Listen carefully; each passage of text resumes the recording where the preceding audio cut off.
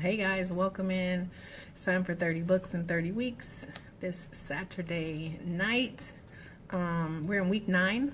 This week we've been talking about one of my lifelong challenges, obstacles, struggles, blessings, and successes. So we're talking about weight loss, particularly as it relates to how we connect with and the energy that the excess fat poses for us.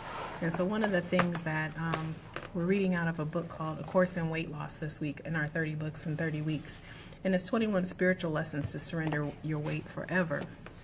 Surrendering excess weight forever. And so what I like about this book is it really takes it to the level of your mindset and your thinking and doesn't focus as much. While nutrition and exercise is definitely important components of weight loss, weight management, weight control, how you think about it is far more important to your long-term success. And when we talk about releasing weight, we want longevity. We don't want the quick fix. The quick fix is great, but it doesn't last. And if you don't fix what's in here, then the fat all comes back. And so it becomes a matter of discipline and how you change your thinking. So as you guys come in, feel free to share this out, invite some other people to join us. I'm not going to be on here long tonight, so those of you who don't know who I am, allow me to introduce myself.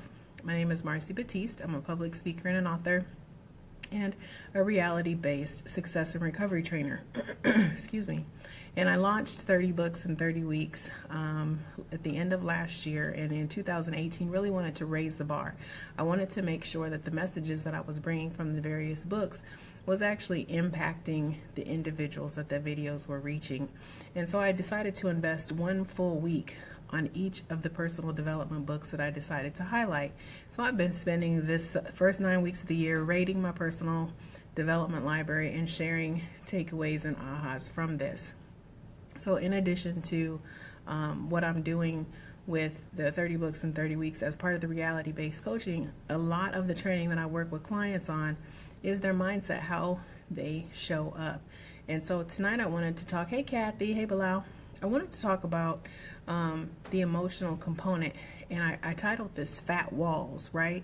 Because a lot of times for many morbidly obese and severely obese individuals, the fat is just indicative of other barriers. It's something you can see. It's a visual barrier to relationships. And I talked yesterday about food being another form of relationship and how we teach people to be in relation with us. We need to teach ourselves how to be in relationship with food. Hey, Gregory.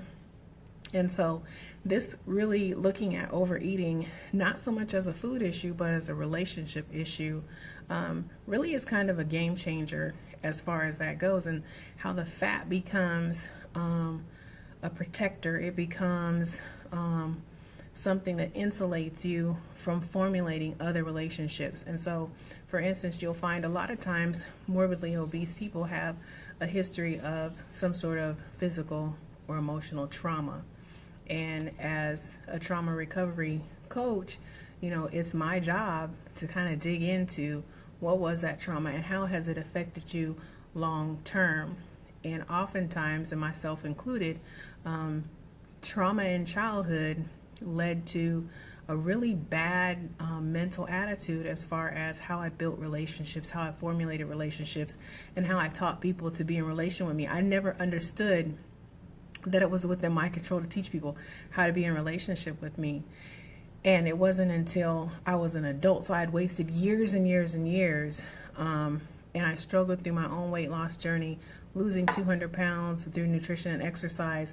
But even after I had lost the weight, it wasn't until I learned to shift my mindset and shift how I relate to people and how I allow people to relate to me before I was able to really be successful and really understand that the weight oftentimes is just a barrier. It's a way to hide from.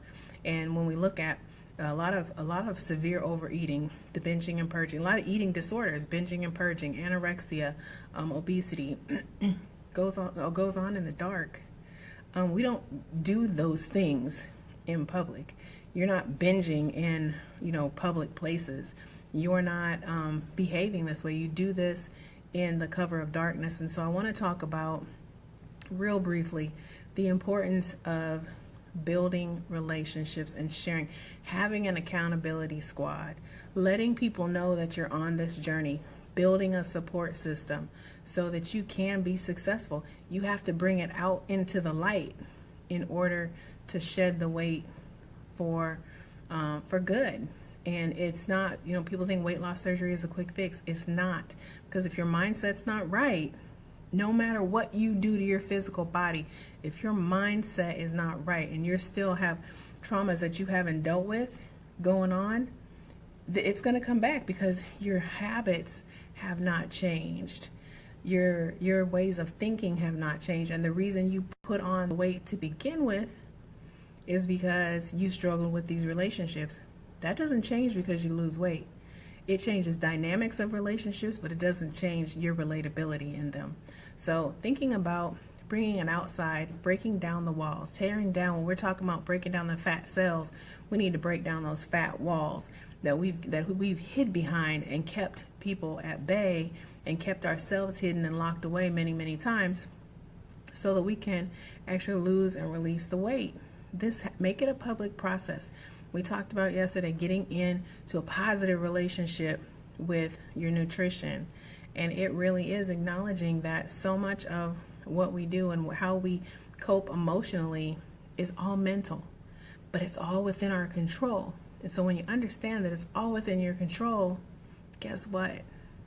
You're able to take back some of your power. You're able to regain that control, and you're able to be successful at will. And so for me, I just get lazy, and I know that that's what I'm doing, and I recognize when I'm drinking soda again, and I don't feel as good. I feel sluggish and so forth. And so I recognize these things in my body, and now it's time to kick it into gear, which is why I pulled this book off the shelf.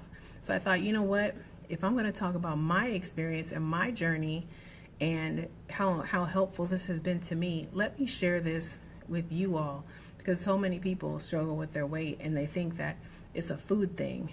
It's a relationship thing. Most important of all, it's a relationship with your heart thing. And so you have to heal a whole lot of stuff within you in order to be successful.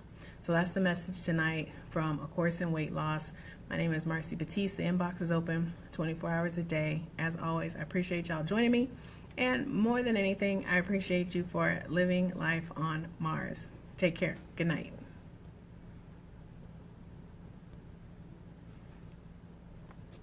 Okay, now I'll see if I can figure out how to shut this thing off.